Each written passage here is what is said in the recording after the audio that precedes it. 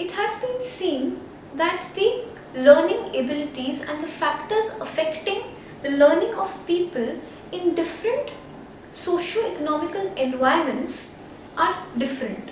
For example, from an urban middle class family going to a middle class or a good school will have very different kind of learning and different kind of factors affecting his learning and growth as compared to a child from a rural background going to say a municipal school.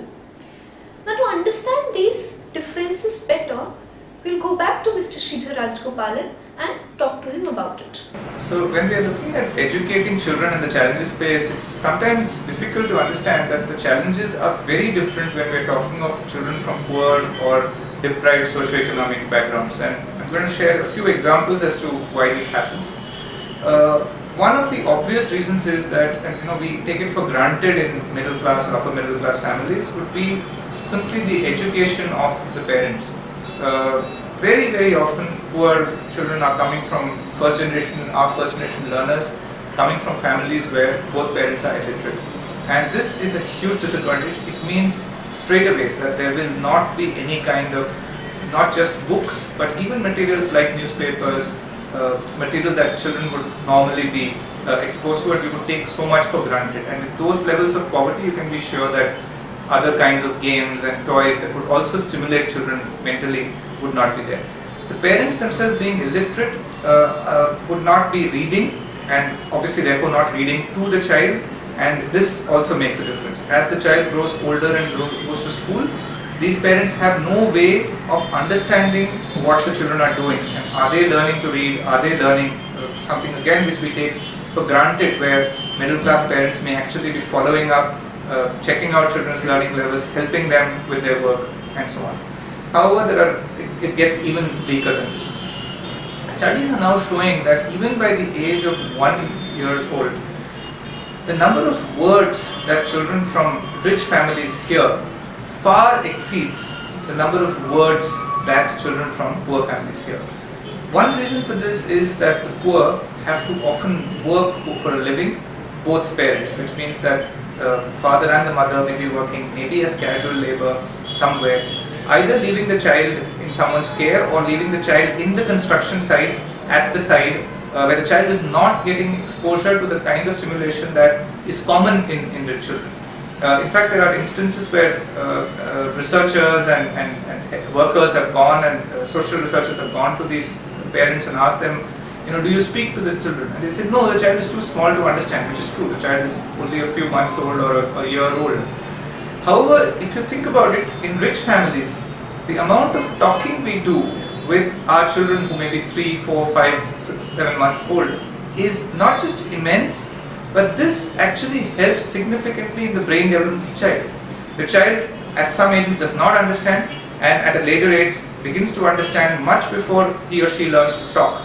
But this is a huge and important stimulation that helps in pre-reading and other skills as the child later on learns, and this helps in cognitive development, so it helps across subjects. This is a huge disadvantage that the children from poor socioeconomic backgrounds have. I wanted to share one example. This is a true story from West Bengal, where and this is about older children, it's not about children who are so young, but so in West Bengal there were these schools that were run by the state government, and there were about I think 5 or 6 of them, and these were schools run by the state government. They used to be English medium schools, and they were thronged by the middle class, and these are very good schools, and many of the students from these schools would make it to the state board exam ranker list and so on. One fine day, sometime in the 1990s, the government decided that it would switch these schools to Bengali medium schools and completely stop the teaching of English in these schools. Literally overnight, the middle class abandoned these schools because for them English was the way to go. And the schools were now, over the next few months, populated by children from nearby villages, children from poorer backgrounds, where, because often if parents can afford it, they would send their children to English medium schools. So this was now only catering to children who were from the poor backgrounds. And overnight, or over the coming few months, the school's performance also dipped. So forget the state rankers that used to come from the school regularly. These schools became like the regular government schools, which means the children were struggling to read well in grades 4 and 5 and even in the higher classes.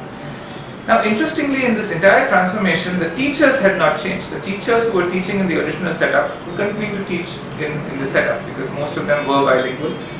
And when you spoke to these teachers, their response was, we are good teachers, we are not doing anything wrong, and the proof was that till this change happened, our children were getting ranks in the board exam. I'm giving this example to say that while this appears true, that the teachers obviously were good teachers, and these same teachers were now facing a situation where children were not able to read in grades 4 and 5, the learning from this is that what it takes to educate children from backgrounds which are so different from the ones we are familiar with is very different from what it takes to educate the middle class. And that's why when we talk of the science of learning and we talk about what is it that we need to help our children learn, or why is it that children in our government schools or in our villages or in our municipal schools and cities are not able to read, we have to recognize that the way to teach them has to be different because of their background, because of where they are coming from, because of the learning opportunities available to them. And if, for example, they are not getting exposure to the number of words and the amount of material that middle class children have, then part of the strategy has to be to provide them that kind of exposure in a special fashion so that they can make up or catch up in some way. There are also reasons related to nutrition and health, and brain research shows this, that if you are not sufficiently nourished for the first few years, that kind of malnourishment can have a permanent impact in terms of how children learn. So these are some of the very real, very serious and very difficult problems to solve. But the minimum that we should do as educators is to be aware of this and to recognize that the challenges both for educators as well as students from these kind of backgrounds are probably more than children from more privileged backgrounds. Can you give examples of certain requirements that the people from a poor background will have as opposed to people in urban backgrounds? As in, what are the differences in the requirements in learning? So, one example of a difference in the requirements that children from poor or poor socioeconomic backgrounds would need would be precisely this point, that if the children have had much less exposure to speech, to words, to picture books and so on, how can the material that is given to them, whether it is technology based on a computer or whether it's physical material, make up for this loss? That means that you must have a lot of picture books, much more than needed in a middle class school.